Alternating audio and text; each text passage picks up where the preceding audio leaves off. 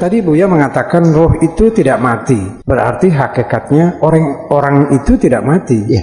Berarti lawan hidup itu bukan mati. Ya. Apakah lawan hidup itu berarti kehidupan, Buya? Roh itu tidak mati.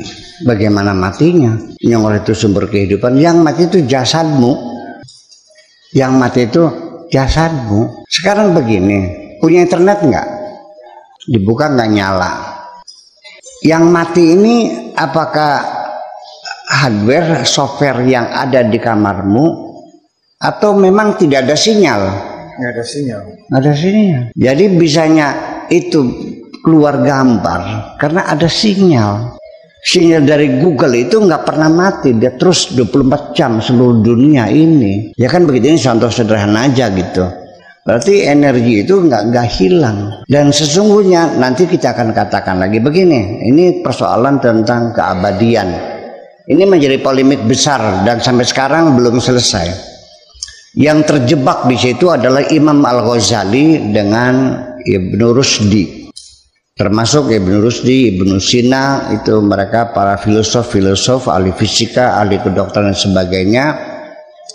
Itu selalu mereka matinya mengenaskan semua kau terusir, kau tertindas, karena masyarakatnya nggak paham.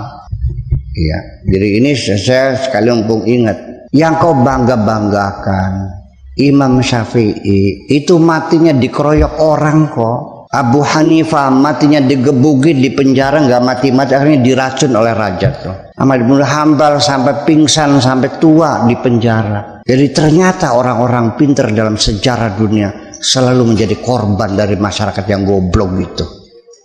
Nah, Imam Ghazali terjebak, mungkin kesalahpahamannya kepada Ibnu Rusdi, karena Ibnu Rusdi berhipotesa bahwa keabadian alam itu abadi, sedangkan akidah Ahlussunnah Jamaah tidak demikian. Kullu man 'alaiha fanin wa yabqa wajhu rabbika dzul jalali wal ikram. Semua apa yang ada di bumi ini semuanya akan binasa, yang abadi hanya wajhu rabbika saja. Ini Imam Ghazali salah paham sebetulnya.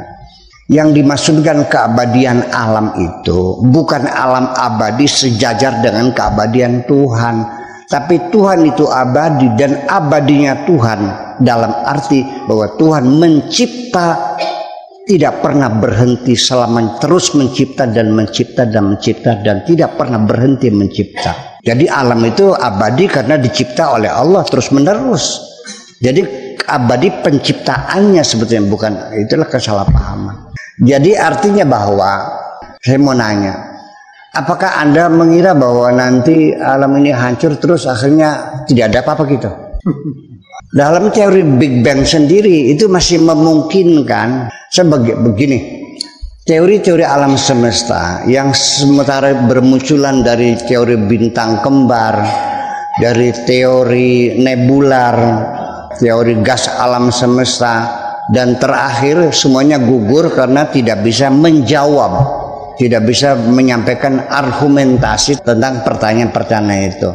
Yang masih bertahan sekarang adalah teori Big Bang yang dikemukakan oleh George Lemaitre ya. Lemaitre dia orang gereja itu. Pada akhirnya nanti ketika bintang-bintang itu tutup usia, artinya semua bintang akan ada masa hidupnya, ada mati. Nah, ketika bintang itu mati adalah ketika mendingin permukaannya, di dalamnya masih memanas, dan itulah namanya akan kematian bintang ditandai dengan meledak. Meledaknya bintang itulah yang disebut dengan supernova. Ledakan bintang ini akan menimbulkan tata surya baru. Dan bumi yang kita duduki ini adalah baru layak dihuni makhluk hidup itu setelah 4 miliar tahun lamanya. Dari ledakan pertama sampai terjadinya bumi yang bulat dengan sempalan mata bulan yang mengorbit ini, dan bumi berotasi mengelilingi matahari beserta planet-planet yang lain, itu 4 miliar tahun yang lalu. Baru adanya oksigen, air dan sebagainya. Namanya alam semesta itu maksudnya Allah terus akan mencipta dan mencipta dan mencipta.